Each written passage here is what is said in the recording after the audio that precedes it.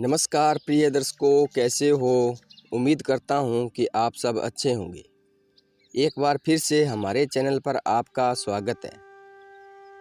तो प्रिय दर्शकों, विभीषण ने अपने भाई रावण से क्यों की थी बगावत, आज इसके बारे में बताएंगे 8 रहस्य। महर्षि विश्रवा को असुर कन्या केकसी के संयोग से 3 पुत्र हुए, रावण, कुंभकर्ण और विभीषण।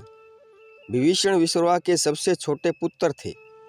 विभीषण बचपन से ही धर्मपरायण और भगवान का भगत था। विभीषण की पत्नी का नाम शर्मा और उसकी बेटी का नाम त्रिजटा था। पहला नंबर, ब्रह्मा से वरदान। एक बार तीनों भाइयों ने बहुत दिनों तक कठोर तपस्या करके ब्रह्मा जी को प्रसन्न कर लिया। ब्रह्मा ने प्रकट होकर तीनों से वर मांगने के लिए कहा। रावण ने अपने महत्वाकांक्षी स्वभाव के अनुसार ब्रह्मा जी से त्रिलोक्य विजयी होने का वरदान मांगा। कुंभकर्ण ने इंद्रासन की जगह गलती से निंद्रासन मांग लिया, इसलिए वह वर्ष में बस 1 दिन के लिए ही जागता था।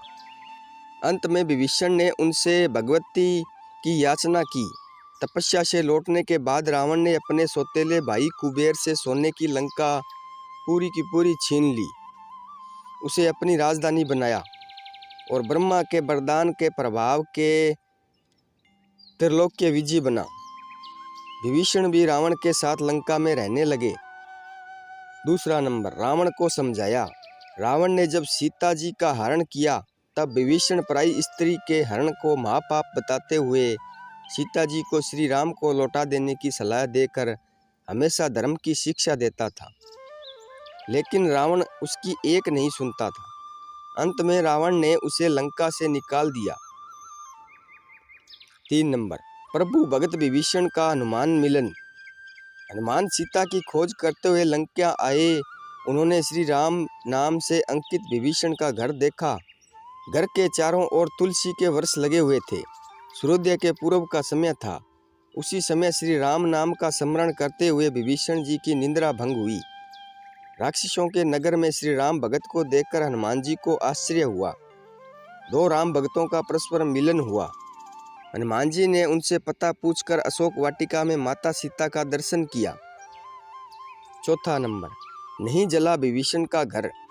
जब हनुमान जी लंका का दहन कर रहे थे, तब उन्होंने अशोक वाटिका को इसलिए नहीं जलाया क्योंकि वहां सीता जी को रखा गया था।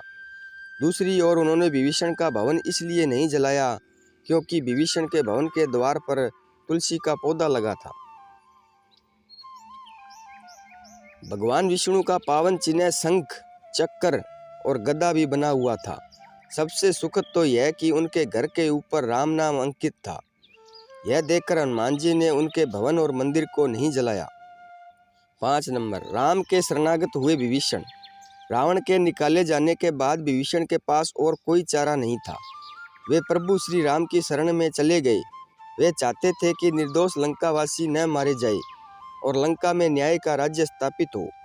विभीषण के शरण याचना करने पर सुग्रीव ने श्री राम से उसे शत्रु का भाई व दुष्ट बताकर उनसे प्रति आशंका प्रकट की और उसे पकड़कर दंड देने का सुझाव दिया। हनुमान जी ने दुष्ट की बजाय शिष्ट बताकर शरणागति देने की वकालत की। इस पर श्री रामचंद्र जी ने विभीषण को शरणागति न देने के सुग्रीव के प्रस्ताव को अनुचित बताया और हनुमान जी से कहा कि आपका विभीषण को शरण देना तो ठीक है, किंतु उसे शिष्ट समझना ठीक नहीं है। इस पर हनुमान जी ने कहा कि तुम लोग विभीषण को ही देखकर अपना विचार प्रकट कर रहे हो, मेरी ओर से तो भी देखो मैं क्यों और क्या चाहता हूँ। फिर कुछ देर हनुमान जी ने रुककर कहा, जो एक बार विनीत भाव से मेरी शरण की याचना करता है और कहता है कि मैं तेरा हूँ, उसे मैं अभयदान प्राप्त करता हूँ।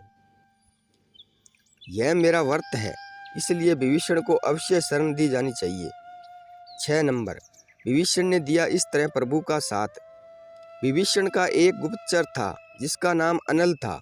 उसे पक्षी का रूप धारण कर लंका जाकर रावण की रक्षा व्यवस्था तथा सैन्य शक्ति का पता लगाया और इसकी सूचना भगवान श्री राम को दी। विभीषण ने ही राम को कुंभकर्ण, मेघनाथ और रावण की मृत्यु का रहस्य बताया। 7 नंबर, चिरंजीवी बने विभीषण। भगवान श्री राम ने विभीषण को लंका का नरेश बनाया और अजर अमर होने का वरदान दिया।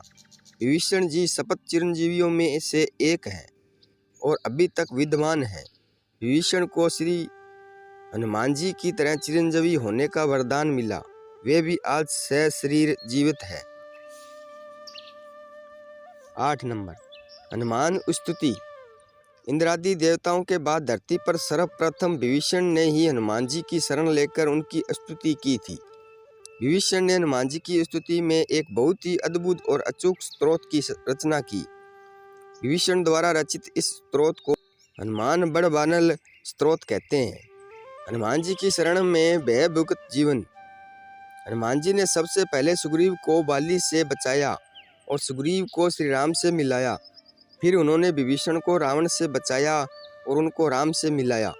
हनुमान जी की कृपा से ही दोनों को ही भयमुक्त जीवन और राजपद मिला।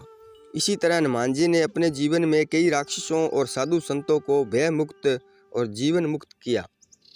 तो प्रिय दर्शकों, वीडियो को अंत तक देखने के लिए बहुत बहुत धन्यवाद। उम्मीद करता हूँ कि ये वीडियो आपको पसंद आई होगी। तो मिलते हैं अगली वीडियो में, तब तक अपना ख्याल रखना। जय श्री कृष्णा। धन्यवाद।